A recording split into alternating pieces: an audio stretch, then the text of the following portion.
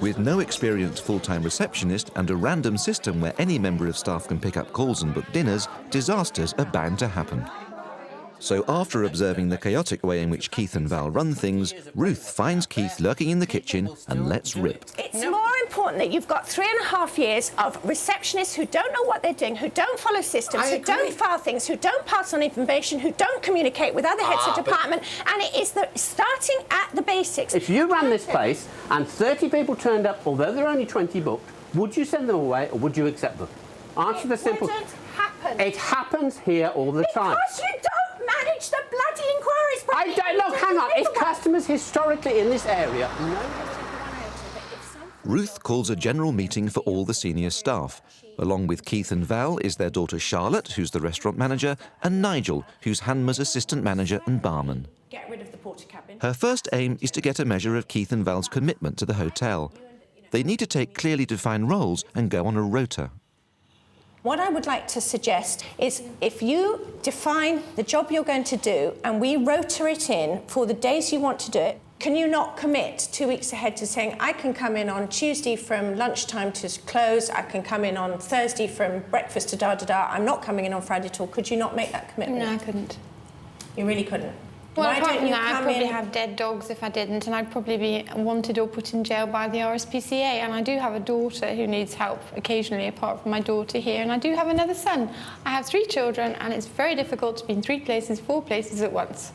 But what I'm saying Children is... are for life, like dogs. Yeah, but your children are grown up. You're not at home It for doesn't make any difference, Ruth.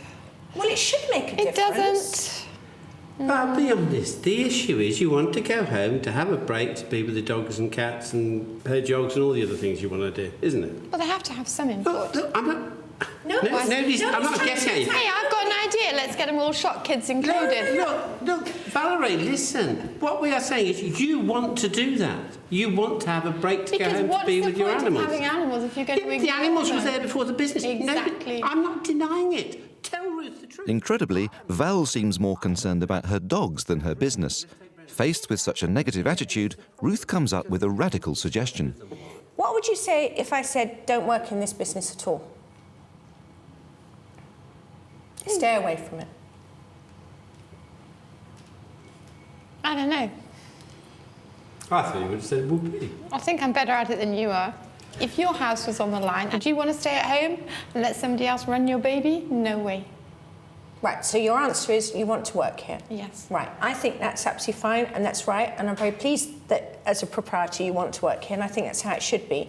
But what I would like you to consider doing is a proper job.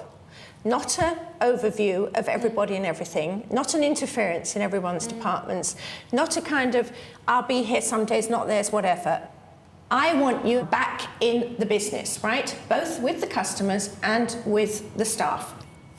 Although Val says she doesn't want anybody else to run her hotel, she's also made it clear that she would rather be with her dogs and animals. It remains to be seen if she and Keith can commit to a more defined and high-profile role or not.